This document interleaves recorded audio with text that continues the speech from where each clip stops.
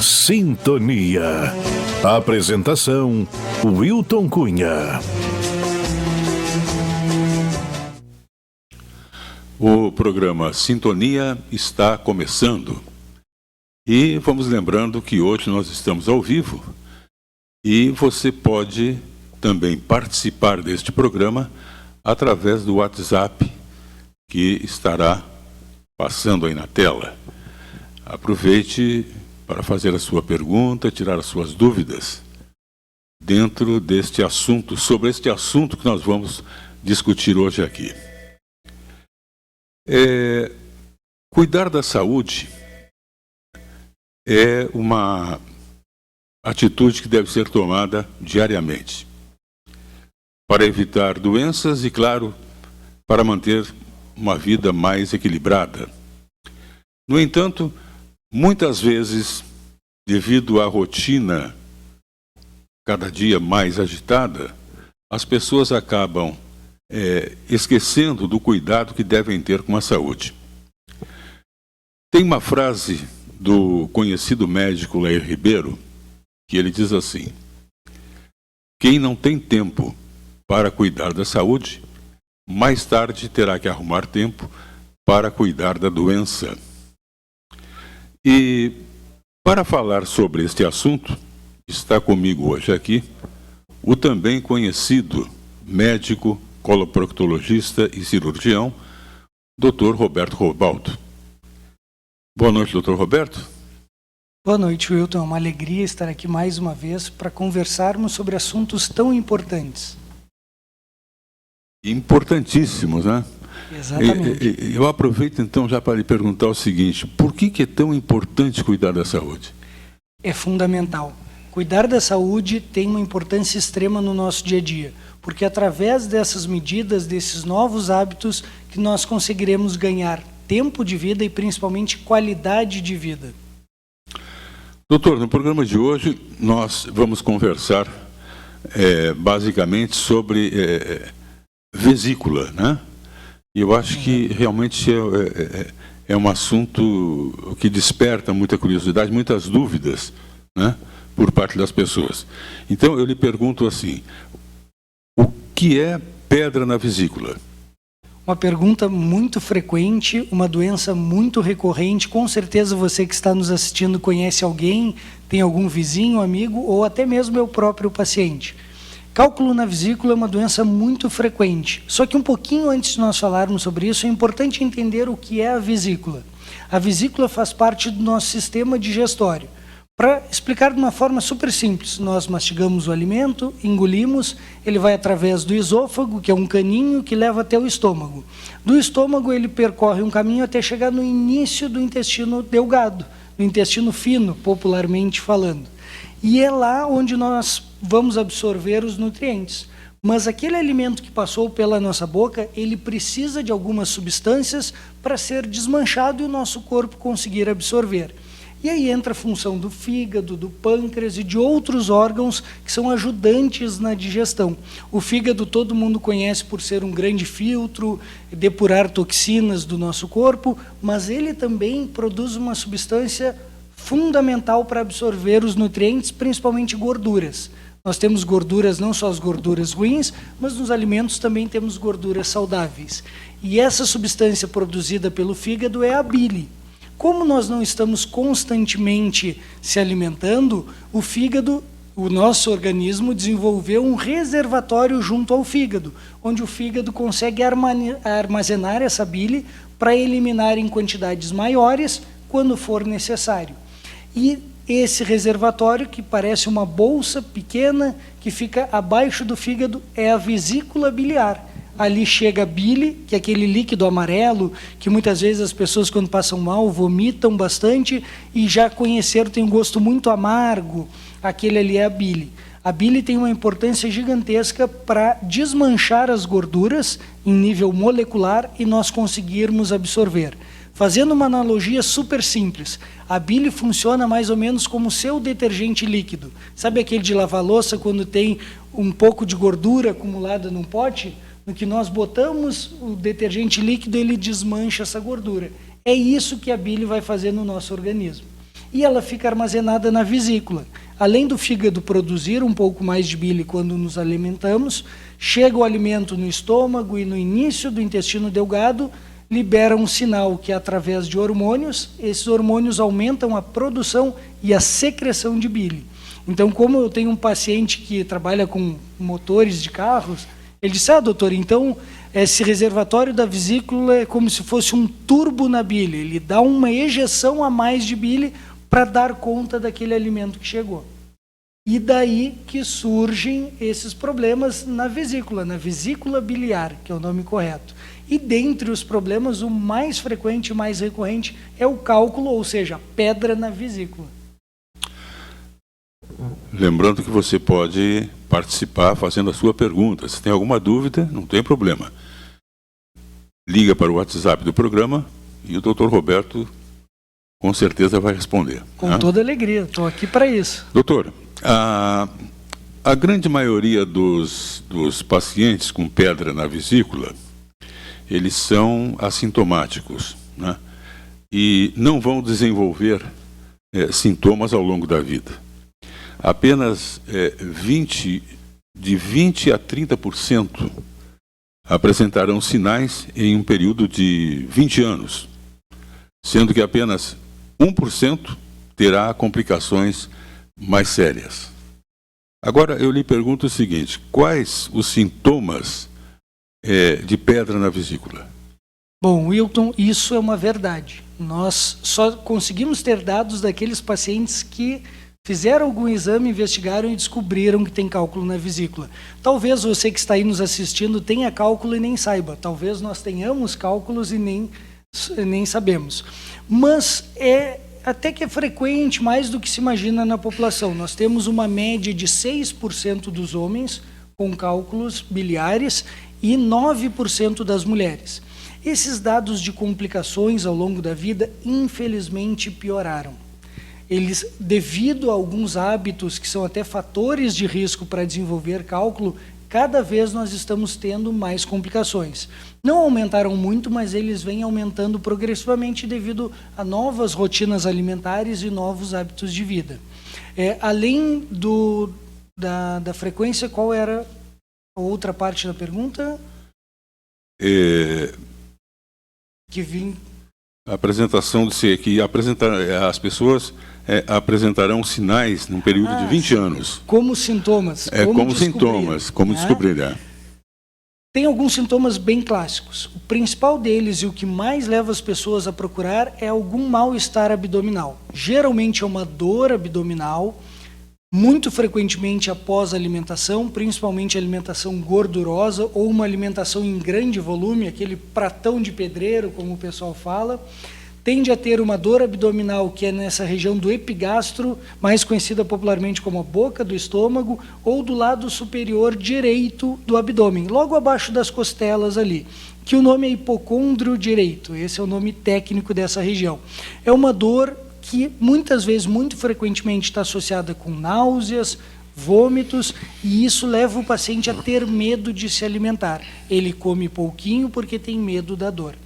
Além disso, pode ter emagrecimento, pode ter uma distensão abdominal, geralmente após a alimentação, pós-prandial, e pode ter, às vezes, sintomas de algumas complicações, já mesmo sem nunca ter tido algum incômodo, ou seja, aquela pessoa nem sabia que tinha cálculo na vesícula e descobre através de outros sintomas que já são de complicações, como a pele amarelada, o olho amarelado, urina escura igual Coca-Cola, as fezes claras, cor café com leite ou mais clarinho, coceira pelo corpo e muitas vezes febre, mal-estar, uma indisposição muito severa, uma prostração junto com essa dor que vai se tornando recorrente.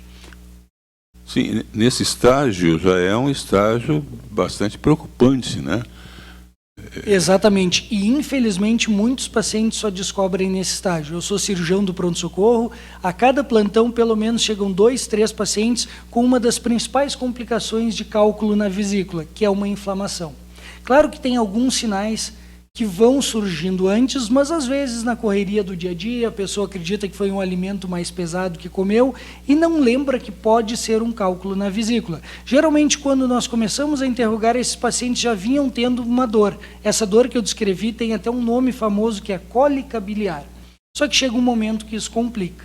A dor se torna constante, progressiva, ou seja, uma dor cada vez mais intensa, apesar de usar medicamentos, os vômitos se tornam constantes, e aí surgem outros sinais, como o amarelão, como febre e essa piora do estado geral bem importante. Geralmente isso está associado com a inflamação da vesícula, que é a colecistite. Assim, quando inflamam as amígdalas, nós temos amidalite. Quando inflama a vesícula, nós temos a colecistite, que leva muitos pacientes à internação hospitalar, uso de antibiótico endovenoso, um tratamento mais intenso e, em algumas situações, até cirurgia de urgência naquele mesmo momento. Uma coisa importante, Wilton, para o pessoal entender como funciona essa dinâmica da dor da vesícula e por que tem essas crises depois que se alimenta. Como eu falei conversamos aqui, falei para todos vocês, a vesícula é uma bolsinha onde ela tem um pequeno ducto, um canal que leva a bile até o intestino. No momento que nós comemos, chega aquela gordura, o intestino sinaliza para o fígado e ele libera esse fluxo grande de bile. Para liberar, ele precisa contrair a vesícula. E quando ele contrai, ele empurra esse cálculo em direção a esse canalzinho, que o nome é o ducto cístico. Esse cálculo obstrui ali, aumenta a pressão dentro da vesícula e dá a crise de dor no paciente. Se esse cálculo ficar impactado, acaba evoluindo para a inflamação, porque aquela bile que fica ali parada, represada dentro da vesícula, começa a ter uma proliferação de bactérias e gera um processo de inflamação. Se não for tratado com antibióticos direcionados e até mesmo cirurgia, pode comprometer até a vida do paciente. Doutor, agora há pouco já me passaram aqui uma pergunta de um telespectador. E é a seguinte, é bem interessante até. Quem tem pedra nos rins pode ter pedra na vesícula? Excelente pergunta, isso é uma dúvida muito frequente e não acontece, porque são chamados de pedras de cálculos, mas eles têm origem bem diferentes.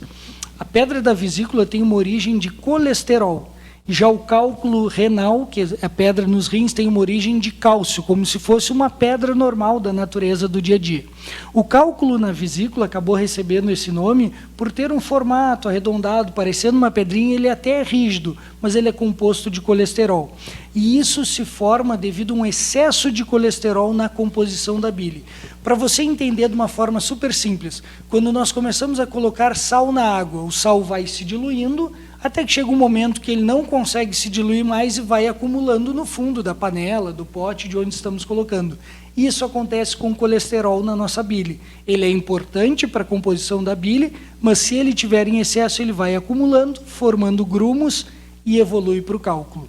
Às vezes, os pacientes descobrem numa etapa pré-cálculo, onde talvez você já tenha lido um laudo de algum exame dizendo lama biliar. É quando ele está espesso, está grosso, mas ainda não formou o cálculo. Então, uma etapa pré essa formação da pedra na vesícula. Então, essa confusão é muito frequente entre os pacientes, porém não tem associação nenhuma. Quem tem cálculo na vesícula pode ou não ter pedra nos rins. E o inverso também pode acontecer. Doutor, as principais causas e fatores de risco para a formação dos cálculos biliares, quais são? Isso vem muito a calhar com o que nós conversamos do aumento das incidências.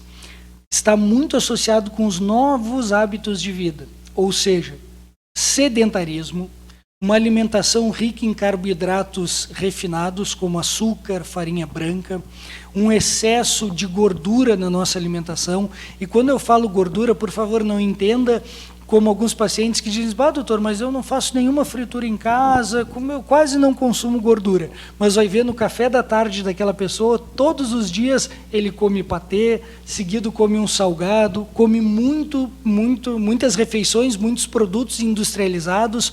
Todos esses alimentos têm muita gordura na composição. Além desse excesso de gordura, nós temos uma pouca quantidade de fibras. A nossa alimentação é pobre em fibras. Então, ao longo do tempo, nós temos cada vez mais acesso a alimentos processados e menos alimentos naturais.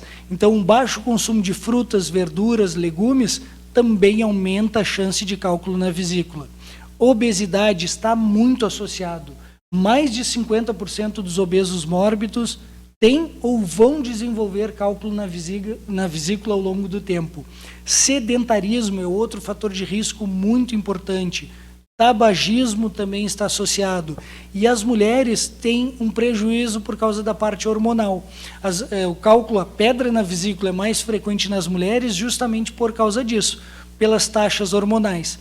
Tanto que durante a gestação tem um risco maior das mulheres desenvolverem cálculos ou essa lama biliar, que é o precursor, que pode ser o precursor dos cálculos. Claro que passando a gestação, normalizam as taxas hormonais e isso pode se resolver. Portanto, nós podemos ver que os nossos hábitos alimentares e hábitos de vida nos levam cada vez mais a aumentar as chances de formar cálculo. Daí também uma mudança no perfil. Há uns anos atrás, nós tínhamos cálculos em pessoas com mais idade. Cada vez está mais frequente em pacientes mais jovens. Agora, doutor, quem tem mais chances de desenvolver a doença é o homem ou a mulher? A mulher. A mulher tem mais chance de desenvolver a doença até por questões hormonais e também porque o sedentarismo acaba sendo maior nas mulheres, porque os homens muitas vezes trabalham numa atividade onde já fazem esforço físico, então acabam compensando o sedentarismo no próprio trabalho. Além das mulheres terem mais chance de desenvolver, a taxa de obesidade em mulheres vem aumentando bastante, favorecendo essa evolução, e cada vez mulheres mais jovens. Então, nós vemos que o perfil está mudando. Há alguns anos atrás, era muito, muito maior a incidência em pessoas somente acima dos 50 anos de idade. Hoje já é muito frequente nós vermos pacientes adultos jovens na faixa de 20 e poucos, 30 e poucos anos, já com cálculo na vesícula, com pedra na vesícula. Pois é, era a pergunta que eu ia lhe fazer agora. Que isto ocorre principalmente a partir de que idade, não é? Historicamente, a partir dos 50 anos. Mas acredito que os próximos estudos que venham com dados epidemiológicos reduzirão essa idade, porque cada vez é mais frequente em pacientes mais jovens, mas ainda tem um predomínio sobre as mulheres. Agora, doutor, como é feito o diagnóstico da doença? E é um procedimento simples? O procedimento é simples, mas muitas vezes os pacientes, por conta própria, ou consultam com um médico que não é especialista e fazem exames desnecessários. Claro que exames de sangue, exames gerais, são super importantes para ver o estado de saúde total daquele paciente, mas não são diagnósticos de pedra na vesícula. Eles podem dar indícios de complicações, e são importantes nas complicações. Um outro exame que é muito frequente dos pacientes, às vezes fazerem por conta própria, é algum raio-x do abdômen, porque eles lembram que tem um conhecido que teve pedra nos rins, fez o raio-x e deu para ver a pedra bem bonitinha, direitinho. Dá para ver no raio-x o cálculo renal, porque ele é composto de cálcio. Já as pedras da vesícula são compostas de colesterol, que é uma gordura, então não aparece no raio-x. Então os pacientes têm os sintomas, fazem esses exames por conta própria e não conseguem diagnosticar. O melhor exame é simples, é tranquilo, ele não é invasivo e até relativamente barato, que é um ultrassom abdominal, uma ecografia de abdômen. Ele é muito melhor até do que a tomografia para identificar um cálculo na vesícula ou nesse canalzinho que leva até o intestino. Doutor, quais as possíveis complicações de se ter colelitíase? Exatamente. Difícil, né? Colelitíase. Colelitíase. Isso vem nessa parte das vias biliares. E litíase vem de cálculo. Essa pergunta é super importante, Wilton. Tem que ficar muito atento, porque as complicações, na maior parte das vezes, são brandas. A mais frequente é a inflamação da vesícula, que pode acontecer em até 50% dos casos, mas fica, na maior parte das vezes, uma média de 20% a 30%. Essa é uma complicação mais frequente e até relativamente fácil de tratar quando diagnosticada no início. Mas tem outros casos como pancreatite, e isso é uma complicação bem mais grave com um potencial de sequelas muito grande. A pancreatite acontece porque, como eu conversei ali no início, nós temos aquele canalzinho que vai levar a bile até o intestino. Esse canalzinho, quando chega próximo do intestino, ele junta com um canal que vem da secreção do pâncreas. Então, todos eles desembocam no mesmo canal na maior parte das vezes. Quando você tem um cálculo muito pequenininho, ele consegue entrar nesse canal, ir progredindo e obstruir esse canal. Isso vai causar um acúmulo de secreção tanto na vesícula quanto no fígado, mas principalmente no pâncreas, dando uma pancreatite, que é uma inflamação do tecido do pâncreas, que é um quadro muito tem que ficar muito atento, porque ele tem um potencial de ser muito grave, merece uma atenção muito grande. Nesses casos, além da pancreatite, pode ter uma obstrução, crescimento de bactérias na bile e um quadro de infecção generalizada, onde o termo técnico é sepse. Tanto que a principal causa de pancreatite no Brasil é decorrente de cálculos biliares, pedras na vesícula, que progrediram por esse canalzinho e impactaram, trancaram junto ao pâncreas. Daí a importância.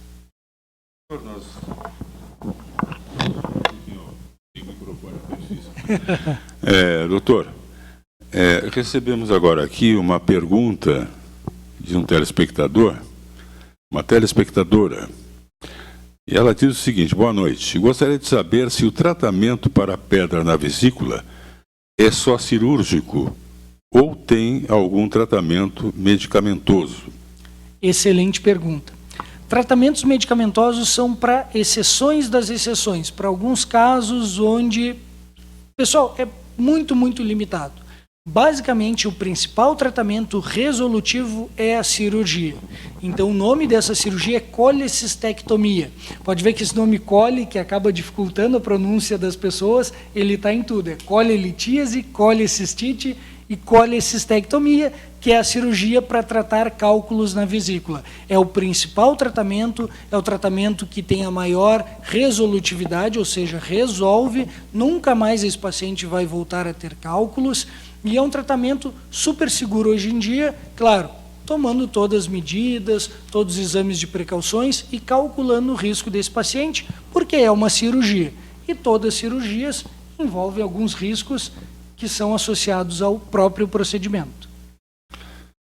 Doutor, eu vou fazer uma pergunta, depois eu vou pedir para o Yuri um espaço comercial, vamos fazer um intervalo, e prosseguimos com esse assunto que está bastante interessante, que é pedra na vesícula. Com certeza. Doutor, é o seguinte, qual o tratamento mais indicado para pedra na vesícula? Cirurgia.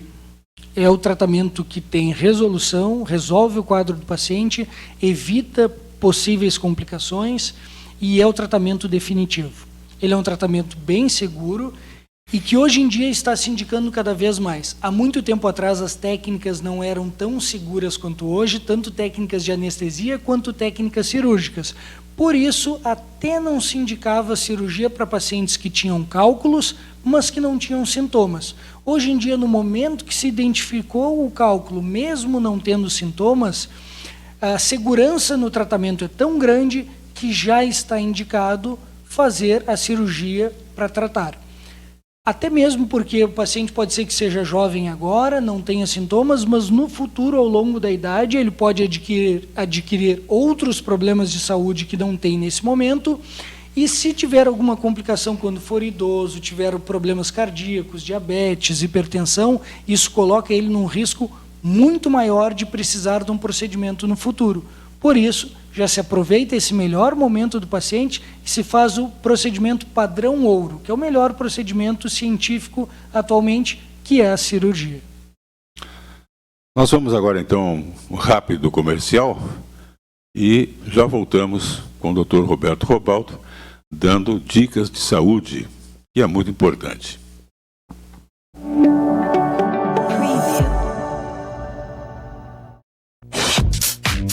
Em Pelotas, há muitos anos no mercado, a Injetrônica Renasson conta com serviços de regulagem eletrônica de motores, consertos e vendas de centrais de injeção eletrônica, escaneamento de veículos e limpeza e equalização de bicos injetores. Injetrônica Renasson fica na Rua Marechal Deodoro, 363. Agende o seu horário via fone WhatsApp 53 30 25 18 88.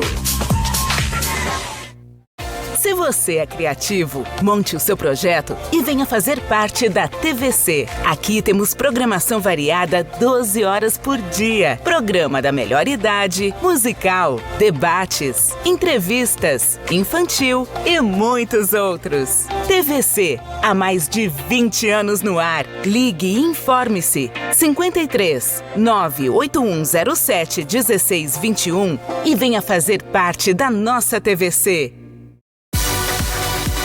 Centro de Atividades Físicas Supera.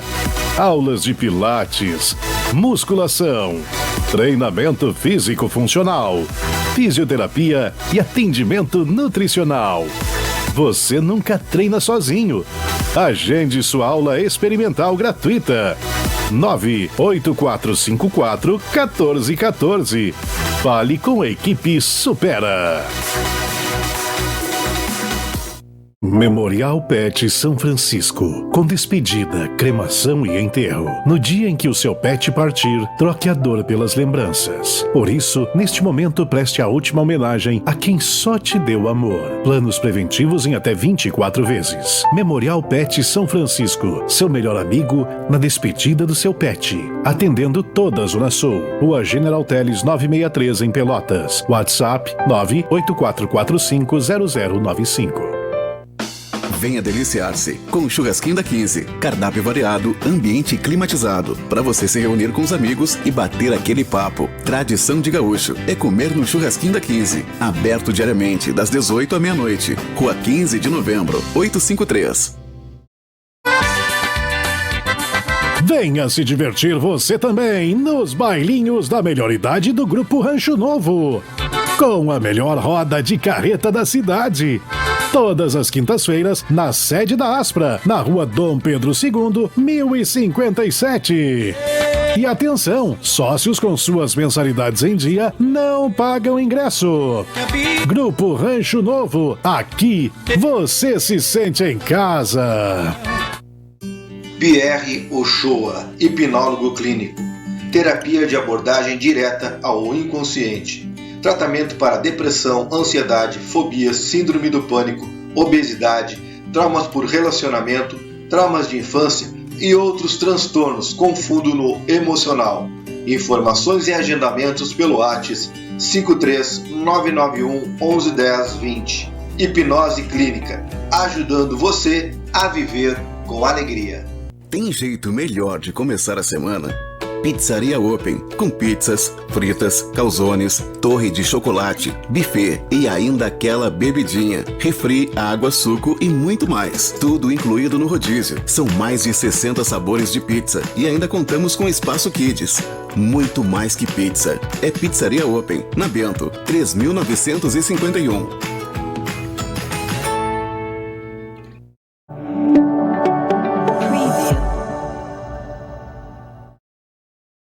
Estamos de volta, hoje com o Dr. Roberto Robaldo, coloproctologista e também cirurgião. E nós estamos conversando sobre pedra na vesícula. Doutor, recebemos agora aqui pelo WhatsApp mais uma pergunta.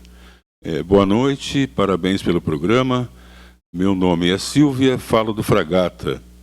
E gostaria de saber qual os alimentos que devemos consumir para limpar a vesícula e quais são os vilões? Ótima pergunta, Silvia. Muito obrigado por estar acompanhando e interagir conosco. Dentre os alimentos, nós temos que fugir de alimentos gordurosos, frituras, gorduras ou aqueles alimentos que já têm gordura embutida no preparo, como salames, esses embutidos, patês, alimentos folhados, industrializados, também alguns alimentos que são ultraprocessados, então essas comidas congeladas, alguns tipos de hambúrguer, esses nuggets de frango, que tem muita gordura, além de muitos conservantes na própria composição do alimento. E nós devemos priorizar aqueles alimentos mais tradicionais, frutas, verduras, legumes, que são todas fibras, e principalmente as gorduras naturais saudáveis, que nós encontramos nas oleaginosas, nas castanhas, no amendoim. Então, nesses grãos cereais, isso ajuda muito. Outra coisa que, além da própria alimentação, ajuda a evitar a formação de cálculo é fugir de longos períodos de jejum.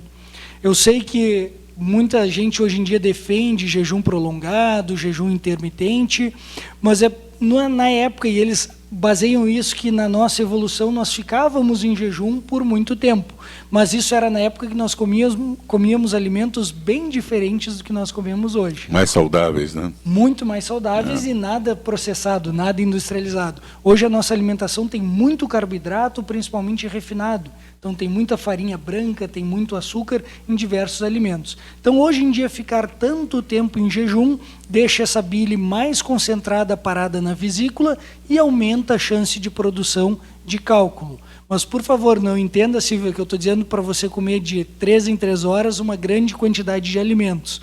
Mas veja como será saudável a sua alimentação se a cada 3 horas você comer uma fruta, comer um pouquinho de grãos, um pouquinho de cereais, comer alguns legumes. Então, tem como, de uma forma barata, ter uma alimentação saudável que previna a formação de cálculos e lhe traga muita saúde. Uma regra de ouro que vale para qualquer doença, que vale para a saúde como um todo, é descascar mais e desembalar menos. Doutor, temos agora aqui, recebemos também no intervalo outra pergunta. Na cirurgia, se retira toda a vesícula ou só as pedras? Wilton, essa pergunta é extremamente interessante e muito frequente. Sabe que na história da cirurgia para tratamento de cálculo de pedra na vesícula, inicialmente se operava o paciente e retirava somente os cálculos. Com o tempo se viu que se retirava a consequência, mas o organismo daquele paciente que tem aqueles hábitos e tem aquela genética que favorece também a formação de cálculos, continuava lá e ao longo dos anos ele ia produzir novos cálculos. Por isso houve uma mudança na técnica cirúrgica e, claro, isso já há muito, é o tempo de Guaraná de rolha, né? Mas atualmente já se utiliza a retirada de toda a vesícula. Então nós temos que retirar aquele reservatório que, se nós deixarmos, novos cálculos formarão. Então na cirurgia atual, que é a colecistectomia, se retira toda a vesícula biliar. Doutor, pacientes idosos ou então com assim, um alto risco cirúrgico, qual o tratamento indicado? Isso depende um pouquinho. Se é um paciente idoso, mas que tem uma saúde muito boa, não é a idade cronológica que determina a contraindicação do tratamento, e muito mais as condições de saúde. Quantas pessoas nós conhecemos que têm 45, 50, 60 anos e estão com a saúde muito bagunçada? Então, é muito importante pesar riscos e benefícios da cirurgia, sempre levando em conta que esse paciente que tem vários problemas de saúde, se ele tiver uma complicação com esses problemas descompensados, o risco de ter uma complicação grave, até mesmo a morte, é muito grande. Por isso, nesses pacientes, o que se faz é atuar, o cirurgião atua junto com os clínicos para organizar a saúde daquele paciente, controlar as doenças de base e, no seu melhor momento, planejar a cirurgia para retirada da vesícula. Doutor, chegou outra pergunta aqui. Eu retirei a vesícula há 4 anos. Tem problema viver sem ela? Não, não tem problema nenhum. É uma pergunta super interessante, muito recorrente no consultório. Problema não tem, mas pode ter algumas consequências. Algumas pessoas, quando retiram a vesícula, têm o ritmo intestinal modificado. Inicialmente, todos os pacientes têm uma tendência a ficar com um ritmo mais acelerado. Para alguns pacientes que tinham o intestino preso, acaba até ajudando. Mas para pessoas que já evacuavam várias vezes por dia, pode se tornar um problema. Geralmente, essa mudança é um período de adaptação do intestino, que vai ocorrer dentro de 3 a 6 meses, tende a voltar a um ritmo estável, mas muitas vezes evacuando com um número maior, uma frequência maior do que acontecia antes. Outra característica de quem não tem a vesícula é ter cuidado com alimentos muito gordurosos, porque o fígado não tem mais aquele reservatório de controle do quanto de bile ele vai injetar no intestino. Então, se comer uma coisa muito gordurosa, pode injetar bile em excesso e ter uma diarreia, saindo até gordura nas fezes. Basta ter esse cuidado. O bom é que torna a vida desse paciente mais saudável também. Raríssimos casos temos uma diarreia muito intensa com a retirada da vesícula, mas para esses poucos pacientes existem medicações para reorganizar e normalizar o ritmo intestinal. Doutor, uma outra pergunta aqui. Pessoas que sofrem com cálculos biliares, ou seja, pedra na vesícula, são 6 vezes mais propensas a desenvolver um câncer de pâncreas? Isso aí procede ou é? Parcialmente. As pessoas que têm cálculos biliares têm chance maior de desenvolver câncer de vesícula. Ou quem tem cálculos que vão fazendo pancreatites de repetição até tem uma chance maior de desenvolver algum tipo de câncer. Mas isso acontece raramente. Claro que cálculo na vesícula pode evoluir para um câncer de vesícula, que é um tumor bem agressivo. Daí mais um motivo para retirar essa vesícula que tem cálculo. Mas é muito essa confusão e essa associação acaba acontecendo com frequência, porque muitos dos sintomas de tumores das vias biliares, que pega tanto a vesícula, o fígado, o pâncreas e o próprio duodeno, que é a primeira porção do intestino delgado, que é onde sai a bile, esses tumores têm sintomas muito parecidos num primeiro momento, no momento inicial, os sintomas são muito parecidos com cálculo com pedra na vesícula. Porém, são sintomas bem intensos que têm uma evolução rápida, onde o paciente, em questão de poucos meses ou semanas, perde muito peso, fica extremamente amarelado, que o nome para isso é icterícia, vômitos repetidos e muitas vezes chega a palpar uma massa aqui na região da boca do estômago, aqui no epigastro. Tem que ter muita atenção se você tem algum familiar ou identificou alguém de conhecido, alguém do seu círculo social que tem esses sintomas, por favor, peça para procurar atendimento quanto antes, porque pode não ser nada, mas pode ser um caso bem severo.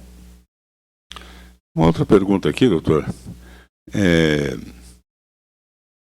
A pessoa diz que não é daqui, mas que na cidade dela não tem cirurgia a laser, só cirurgia com corte. Tem algum problema? Olha, infelizmente isso ainda é uma realidade em muitas cidades do interior. A diferença da cirurgia a laser, que na verdade não tem laser, mas se criou essa cultura de chamar por laser, é a cirurgia por videolaparoscopia, que ela é uma evolução da cirurgia tradicional por corte, que é a colistectomia aberta. Algumas cidades do interior fornecem o tratamento através do SUS, mas ainda não tem esses equipamentos de videolaparoscopia ou não tem cirurgiões especializados nesse tipo de cirurgia. As duas técnicas cirúrgicas funcionam, as duas resolvem, retiram a vesícula, o risco de complicação não muda muito de uma para outra, porém na cirurgia tradicional por corte, é um corte grande, bem próximo aqui à borda das costelas, que quem conhece alguém que já foi operado, ou se até mesmo você que está nos assistindo já passou por essa cirurgia, lembra para o resto da vida, porque é uma incisão, uma ferida operatória muito dolorida. É bem invasiva. Bem invasiva, bem agressiva, e ainda tem mais um porém, que é o tempo de recuperação. Na cirurgia por videolaparoscopia, que é a colistectomia videolaparoscópica, o tempo de recuperação é de 15 dias para esforços mais leves e 45 dias para aquele esforço pesado, para o trabalhador braçal. Já na cirurgia tradicional por corte, são 3 meses sem poder levantar peso, empurrar peso, dirigir, fazer rotinas da casa, higiene, nada de esforço por 3 meses. Uma coisa super legal de conversar sobre isso é que o pessoal muitas vezes não entende o que é a cirurgia por videolaparoscopia. Videolaparoscopia são algumas pinças e com uma câmera ótica, que é como se fosse uma microcâmera, que são os instrumentais compridos que vão lá dentro do abdômen. Através deles nós injetamos um gás que separa a parede do abdômen, levantando como se fosse uma lona de um circo. Então se cria aquele espaço, um bolsão de ar, para podermos operar ali com essas pinças. E através das pinças nós replicamos o que faríamos com as mãos na cirurgia tradicional. Então nós vamos lá, temos um bisturi elétrico, onde nós soltamos a vesícula do fígado, identificamos o canalzinho por onde a bile sai, utilizamos uns clipes metálicos que ficam lá no corpo do paciente, não tem problema nenhum, não é rejeitado pelo organismo, nem vai trancar na porta de banco, que é um medo que as pessoas têm. Então esses clipes ficarão lá no seu corpo, não lhe trazerão nenhum prejuízo, mas eventualmente se fizer algum raio-x, alguma tomografia, ele vai aparecer lá. Então colocamos esses clipes e seccionamos essa comunicação e retiramos a vesícula junto com os cálculos. Para chegar lá dentro do abdômen e formar esse bolsão de ar, nós utilizamos pequenas incisões. Em vez de fazer um corte super grande, nós fazemos 4 ou 3 pequenos cortes, por onde colocamos as pinças e retiramos as vesículas. É curioso que muitos pacientes vão dizer, poxa, doutor, o senhor falou que é um corte pequenininho, mas na minha cirurgia, tem 2 cortes pequenos, mas tem um corte super grande. Não é tão grande assim, mas com 3, 4 centímetros... O doutor disse que ia fazer um corte pequenininho e fez um corte grande. Por que isso aconteceu? Isso acontece muitas vezes por causa do tamanho da pedra da vesícula. Nós temos que tirar ela de dentro do abdômen e muitas vezes são cálculos tão grandes que chegam a 4, 5, 6 centímetros, que mesmo quebrando ele, nós temos que abrir um espaço um pouquinho maior para retirar o cálculo. Já quando são diversos cálculos bem pequenos, é super fácil de retirar e o corte, a incisão, é bem pequenininha. Interessante, doutor, que as pessoas, a grande maioria, costumam guardar as pedras, né? Guarda no vidrinho, e aquilo ali é um troféu. Exatamente, o senhor sabe que aparenta ter até uma competição.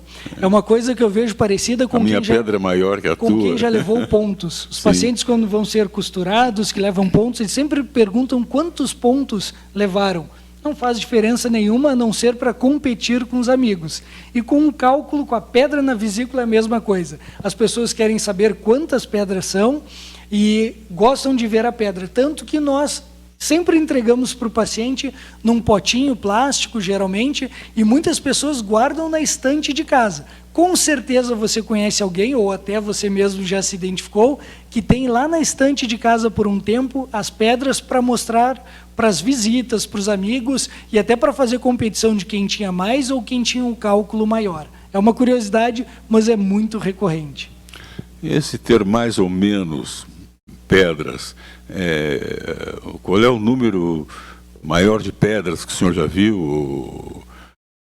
Olha, eu vou lhe admitir que às vezes são tantas, são dezenas de pedras que não tem nem como contar. Às vezes a vesícula é repleta de cálculos. Ela é forrada de cálculos, chega a ter 40, 50 cálculos pequenos. Outras vezes o paciente tem só um cálculo, mas é tão grande, eu já operei pacientes com cálculo quase do tamanho de um ovo de galinha. Ou seja, toda a vesícula era praticamente um cálculo único.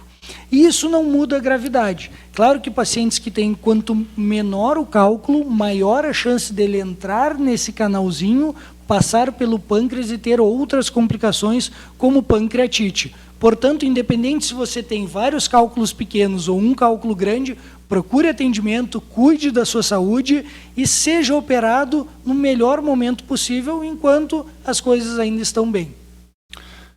Doutor, uma pergunta aqui, ó. Eu e minha mulher já tiramos a vesícula. Meus filhos vão nascer com vesícula ou sem vesícula? Bem interessante essa, né? Muito interessante. Eu não sei quem mandou essa pergunta, mas foi uma pessoa extremamente criativa e que entendeu tudo que nós explicamos.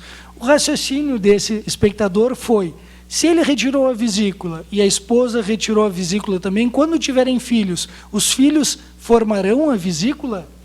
Formarão. A vesícula faz parte do organismo, ela é super importante para esse controle da quantidade de bile que é liberada no intestino e ela é uma grande aliada para um bom funcionamento intestinal. Nós, cirurgiões, não temos nada contra as vesículas. Alguns pacientes imaginam que nós temos uma campanha contra as vesículas e queremos dizimar. Ninguém mais, a partir de hoje, vai ter vesícula. E, pelo contrário, nós só não queremos que uma vesícula com problema possa comprometer a sua saúde. Portanto, para esse nosso espectador, os filhos nascerão com vesícula sim. É a mesma coisa do que quem teve apendicite e retirou o apêndice. As futuras gerações continuarão nascendo com apêndice. Doutor, já quase no final da entrevista, nós vamos conversar agora sobre a sua participação. O doutor Roberto estará conosco aqui todos os meses e sempre abordando um determinado assunto, né? E é interessante porque daí vem a conscientização das pessoas da importância da prevenção, não é isso? Com certeza. O senhor sabe que eu fiz uma enquete no meu Instagram, que é @procto.roberto, ou no Facebook você me encontra por Dr. Roberto Robaldo, e nessa enquete eu coletei alguns assuntos de maior interesse de quem me acompanha. Pedra na vesícula foi um dos primeiros, e o próximo que, se o senhor me permitir, eu gostaria de conversar é sobre constipação, que é intestino preso. Uma coisa que acontece com muita frequência nas famílias e, às vezes, você que está nos assistindo sofre com esse problema ou acompanha alguém que sofre muito, que não tem medo, tem pudor, tem vergonha de procurar ajuda. Portanto, no próximo mês eu voltarei com várias dicas explicando como funciona a constipação, o que você pode fazer para parar de sofrer com o intestino preso. E é importante esse assunto da constipação ou intestino preso, que ele, não sei se vamos expressar corretamente, mas pode ser um sintoma também de um princípio de câncer. Com certeza, ele é um dos sinais de mau funcionamento do intestino. Mau funcionamento do intestino. Com certeza. E esse mau funcionamento, em algumas vezes, infelizmente, pode ser por uma doença muito grave, como câncer de intestino. Doutor, chegamos ao final. Muito obrigado por isso. Eu não vou agradecer, aceitar o convite, porque o senhor é o convidado agora sempre, né? É uma honra fazer parte desse novo projeto do programa Sintonia. É uma alegria muito grande estar aqui ao vivo com vocês. Vocês já notaram que eu converso um pouquinho demais, então qualquer coisa me interrompa. E se o senhor deixar, eu estou para sempre aqui junto com o senhor. Tá certo. Doutor, muito obrigado. Nós ficamos por aqui. Voltamos na próxima sexta-feira, às 21 horas, e estaremos conversando na próxima sexta-feira com Antônio Jader, que trabalha no setor de educação ambiental do SANEP. E dia 5, próximo domingo, é o dia dedicado ao meio ambiente. Até sexta. Obrigado.